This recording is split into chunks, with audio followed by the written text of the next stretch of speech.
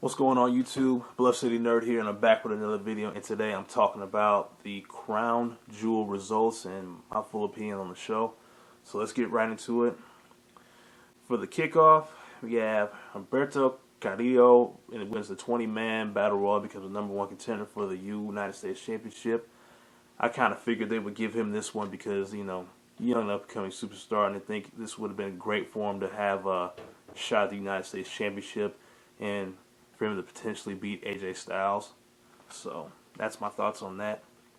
But, according to CBS Sports, they gave this a C-. I mean, it was a pretty fun match to watch. In my humble opinion, I would have gave it a much higher grade. Probably would have gave it a solid B. But you know how subjective these grades are. Next, we have R-Truth defeat Samil Singh for the 24/7 championship. Next, to kick off the entire show, Brock Lesnar defeats Cain Velasquez via submission. I didn't really enjoy this match a whole lot. I mean, it was just a quick squash match. Wish it could have went on a little bit longer, but they have reasons behind everything.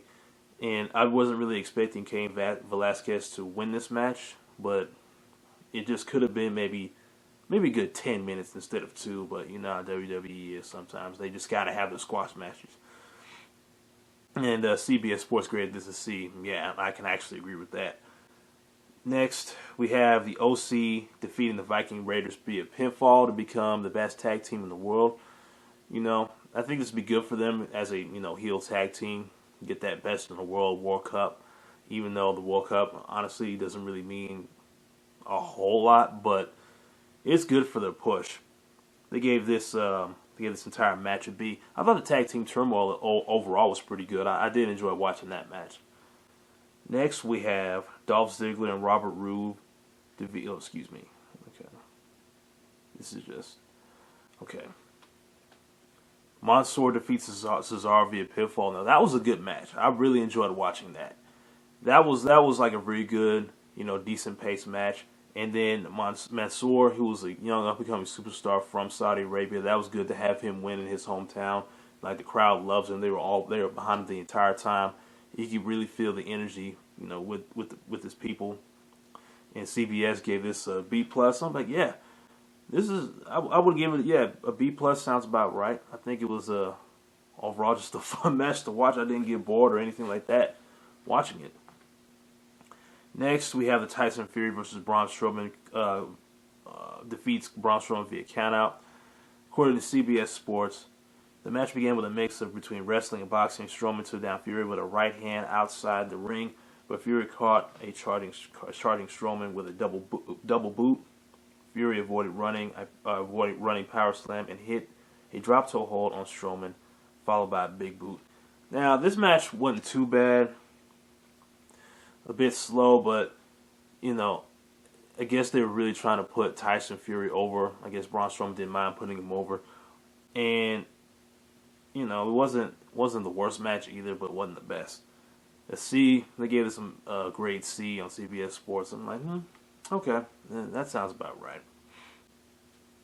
Now, next, the United States Championship with Alberto Carrillo and AJ Styles.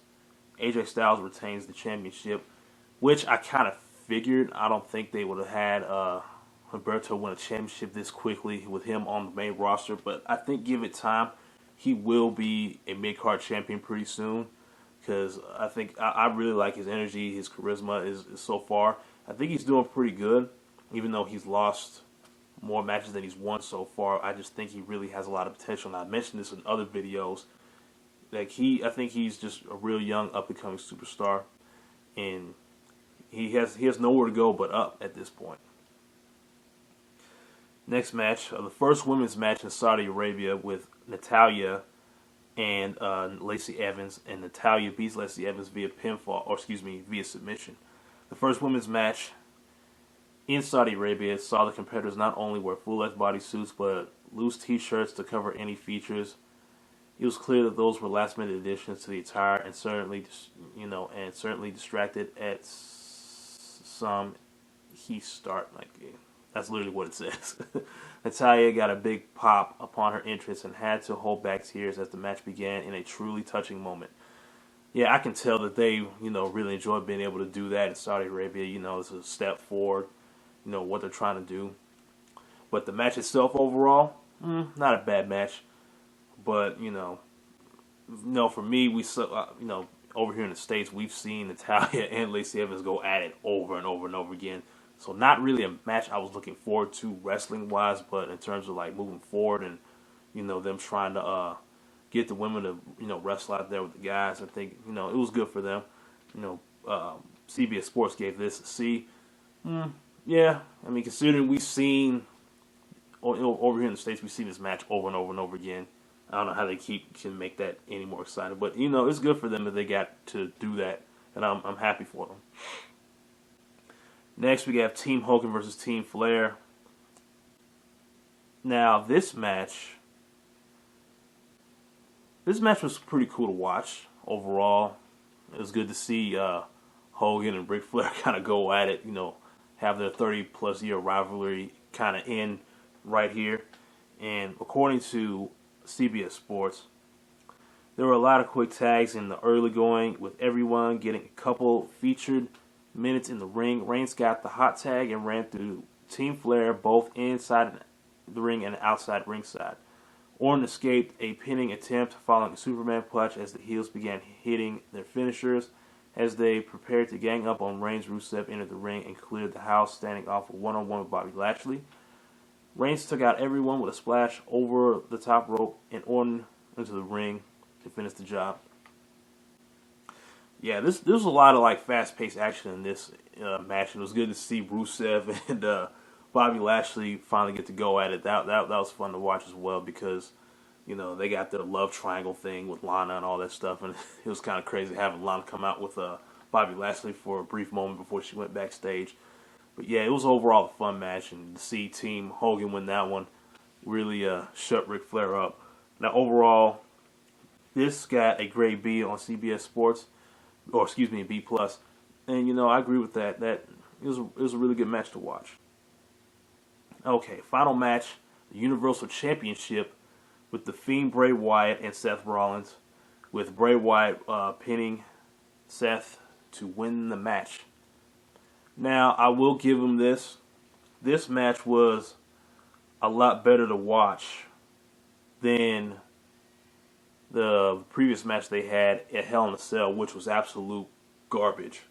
I mean, they ended that terribly, and I would not watch that again. But this definitely made up for it, considering the fact that Bray won the match, because I don't see them having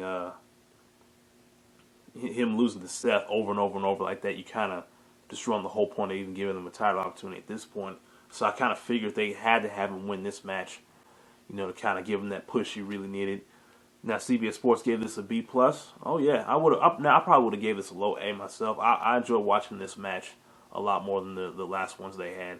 Even though they kind of went back to having the red hue over the entire arena, I was like, hopefully this won't be Hell in a Cell all over again. But this was a lot better because they really didn't need the cage.